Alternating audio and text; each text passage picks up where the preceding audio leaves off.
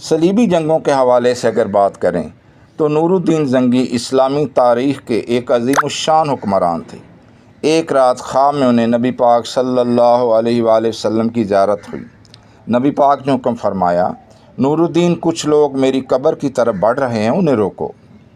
ان ملعونوں کے چہرے بھی نور الدین کو دکھا دیے گئے۔ صبح ہوتے ہی نور الدین نے اپنے کچھ قابل اعتماد ساتھیوں کو ساتھ لیا اور مدینے چلے گئے۔ مدینے کے ایک ایک باسی کی شکل کو دیکھا گیا، شناخت کی گئی، مگر وہ ملعون نظر نہ آئے۔ لوگوں نے بتایا کہ صرف 2 بندے رہ گئے ہیں جو درویش صفت ہیں، سارا دن اللہ اللہ کرتے رہتے ہیں اور گوشہ تنہائی کو پسند کرتے ہیں۔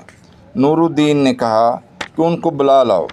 جب دیکھا تو وہ وہی ملعون تھے۔ ان کو قرار واقعی سزا دینے کے بعد نور الدین نے نبی پاک کی قبر کے احاطے کے ارد گرد سیسہ پلائی دیواریں چنوا دیں۔